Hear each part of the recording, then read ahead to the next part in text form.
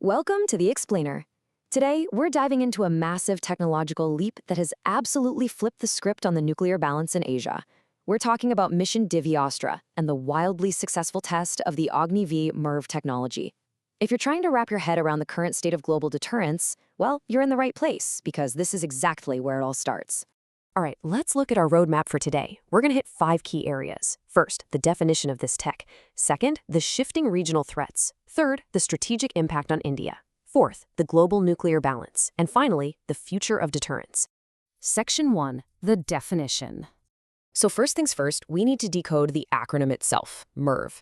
It stands for Multiple Independently Targetable Re-Entry Vehicle. Now, think about your traditional old-school missiles, right? They carry one single nuclear warhead to one specific target. A MIRV-equipped missile completely tears up that rulebook. It actually carries multiple warheads tucked inside a single missile. And here's the kicker. Each of those warheads can be programmed independently to hit completely different targets, hundreds of kilometers apart from each other. You can really see the massive jump in destructive efficiency here. On one hand, you've got the old paradigm, a strict 1-to-1 ratio of missile to target. And then you have the new paradigm, one single missile capable of devastating multiple cities all at the exact same time. It's a leap from linear destruction to exponential destruction, literally using the exact same launch vehicle. Section 2. The shift in regional threats. Historically, India's nuclear deterrence relied pretty heavily on those single warhead missiles we just talked about. Back in 2012, we saw the very first Agni-V test. But between that 2012 test and the 2024 mission Divyastra test, the strategic timeline shifted drastically. The threat landscape today, it just doesn't look anything like it used to. And that shift? Well, it occurred primarily because of China.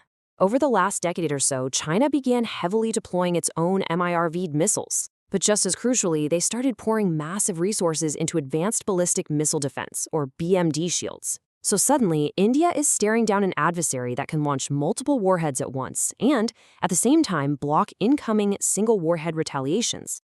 Which brings us right to the Agni-V.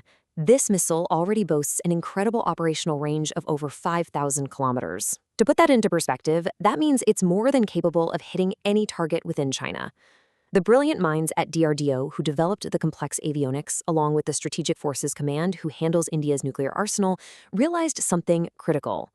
By slapping MIRV technology onto this 5,000-plus kilometer range, they could directly and effectively counter those new regional threats. Section 3. Strategic Impact on India. We can actually break down the significance of the mission Divyastra test into 3 really clear strategic pillars. Step 1 is solidifying credible minimum deterrence. Step 2 is defeating enemy missile shields. And Step 3 is proving India's technological elite status. Let's zoom in on those first 2 for a second. For that first pillar, we have to talk policy. As you might know, India operates under a very strict no first use nuclear doctrine. Inherently, this means India has to be able to absorb and survive a nuclear first strike and then successfully launch a devastating, completely unacceptable counterattack, what we call a second strike. MIRVs absolutely guarantee this. Even if India has a severely depleted number of missiles left after taking a hit, a handful of surviving MIRVs can still inflict massive, widespread destruction. It makes their deterrence incredibly credible. Moving to the second pillar, just look at how MIRVs defeat those ballistic missile defense shields. If an enemy has a shield set up, a single incoming warhead has a pretty high chance of getting intercepted, right? But a MIRV completely changes the math. By releasing a literal swarm of warheads, some real and some completely fake dummy warheads designed specifically to confuse enemy radars, it just overloads the system. It guarantees that at least a portion of the real warheads are going to slip right through that defensive net, basically rendering those multi-billion-dollar shields totally useless. Section 4. The global nuclear balance. This perfectly illustrates the sheer geopolitical weight of mission Divyastra. For decades, MIRV technology was the exclusive playground of the UN Security Council's P5 nations, the US, Russia, the UK, France, and China. Having this tech puts India strictly in the exact same league as these global heavyweights. It fundamentally complicates the calculus for any nation that might even consider a nuclear first strike against India. The reason this club is so incredibly exclusive really boils down to the engineering. DRDO had to overcome some extreme physics here. We're talking about releasing multiple independent warheads at Mach 20, Think about that. That is 20 times the speed of sound, operating in the freezing, absolute vacuum of space, and then ensuring each of those individual warheads survives the fiery, high-friction re-entry back into the Earth's atmosphere. Achieving pinpoint accuracy after a violent atmospheric re-entry like that, it proves our third strategic pillar, elite status. It proves India's absolute mastery of extreme miniaturization, literally making the nuclear warheads small enough to cram several of them into one single nose cone and highly precise spatial positioning technology to guide them. It is a massive flex and the culmination of decades of tireless indigenous research and development. Section 5. The future of deterrence. So, what's the next logical step?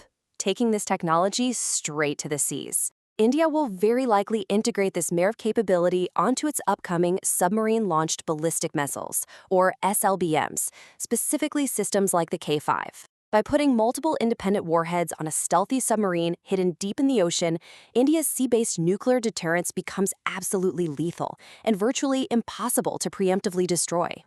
But the ultimate practical advantage here? It's cost-effectiveness.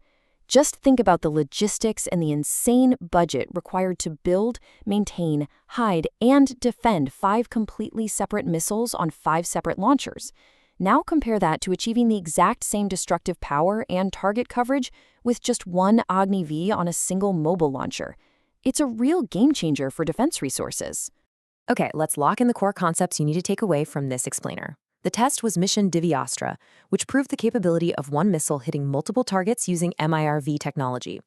Ultimately, the whole shebang guarantees credible minimum deterrence, a highly lethal second strike capability, and seamless BMD evasion.